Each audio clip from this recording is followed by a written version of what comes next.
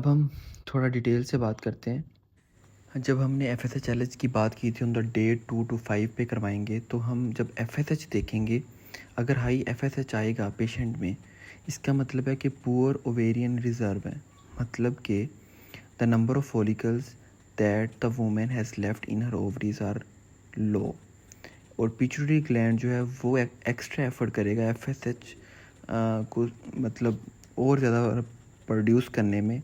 That's why high FSH जो है indicate ये करेगा। एलएच जो है वो आपको सजेस्ट करेगा पॉलीसिस्टिक ओवेरियन सिंड्रोम है मदर में। इसके अलावा प्रोजेस्ट्रॉन जो है वो कॉर्पस ल्यूटियम और मतलब ऑन द 21 डे पे अगर आपको आ रहा है पेशेंट को, तो इसका मतलब है कि उसका ओवेरियन ठीक है और ओव्यूलेशन हो रही है। एंटी मुलेटिन हार्मोन जो है, इसमें क्या होता है कि ये on the time of the cycle पे रिलीज़ होता है। मतलब आपके जो ग्रैनुलोसा सेल्स होते हैं, जब जाइगोट बन रहा होता है, ये सारा कुछ सिस्टम हो रहा होता है, उस टाइम पर ओवेरियन रिज़र्व आपको शो करेगा, हाई ओवेरियन रिज़र्व है और मार्कर है कि भाई प्रेगनेंसी हो सकती है इजीली।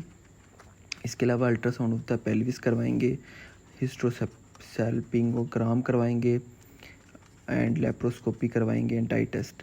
अल्ट्रासाउंड जो होता है वो पॉलीसिस्टिक ओवेरियन सिंड्रोम के बारे में बता देगा, और हिस्ट्रोसैल्पिंगोग्राम जो है वो patency of the fallopian tube बताएगी, फलोपियन ट्यूब में कोई इशू तो नहीं आ रहा। ये भी फलोपियन ट्यूब एडेजन्स एंडोमेट्रियोसिस के बारे में बता देगी, लेप्रोस्कोपी एंड डाई टेस्ट। इसको परफॉर्म किस तरह करते हैं, ये दो हम आगे एक्सप्लेन मैं करता हूँ सारा। आपको समझ आ गई तकरीबन। हिस्ट्रोसैल्पिंगोग्राम के बारे में बताता हूँ मैं आपको। ये क्या होता है कि ये जो टेस्ट है ये आपको ये एक स्कैन है, ठीक है ना। It is a type of scan, shape of uterus और patency of the fallopian tube के बारे में बताएगा आपको।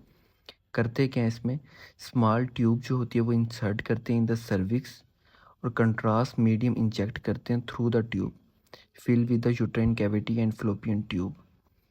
ठीक है, मतलब कंट्रास्ट मीडियम हमने इंजेक्ट कर दिया through the tube, fills with the uterine cavity and fallopian tube.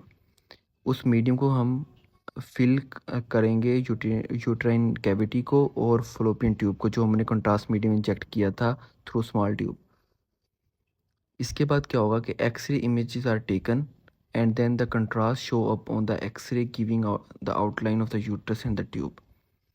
ये जब हमने इंसर्ट किया और यूट्राइन कैविटी और फ्लोपियन ट्यूब के अंदर जब हमने फिलिंग कर दी उस कंट्रास्ट मीडियम की, देन एक्सरे लेंगे एंड एक्सरे के बाद हमें आउटलाइन आएंगी यूट्रस और ट्यूब की।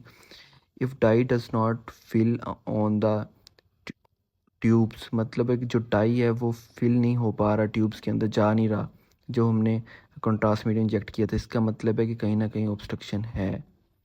ठीक है, and there is a risk of the infection in this procedure. So आपने इसको बचने के लिए क्लेमाइडिया और नाइजीरिया गोनेरिया, आपको पता है कि गोनेरिया जो होता है वो सर्टन डिजीज़ काज करता है, तो हमने उसकी स्क्रीनिंग करवा लेनी है, क्लेमाइडिया और गोनेरिया की, इस प्रोसीजर को परफॉर्म करने से पहले। और पेशेंट को एंटीबायोटिक पे भी रख देना है हमने। ठीक है, ये हो गया। इसके अलावा सेकंड जो प्रोसीजर मैंने बताया था आपको, लेप्रोस्कोपी करवाते हैं, डाई टेस्ट, वो भी इसी तरह का होता है। For example during the procedure die inject करेंगे यूट्रस के अंदर, वो हमने सर्विक्स के अंदर इंसर्ट की थी स्मॉल ट्यूब, ये यूट्रस के अंदर डाई इंजेक्ट करेंगे। इंजेक्ट करने के बाद वो फ्लोपियन ट्यूब के अंदर जाएगी and then spilling out at the end of the tubes. And अगर ट्यूबल ऑब्स्ट्रक्शन हुई देन हमें पता लग जाएगा। और during laparoscopy the surgeon can also assess of endometriosis and pelvic adhesions and treat the underlying cause.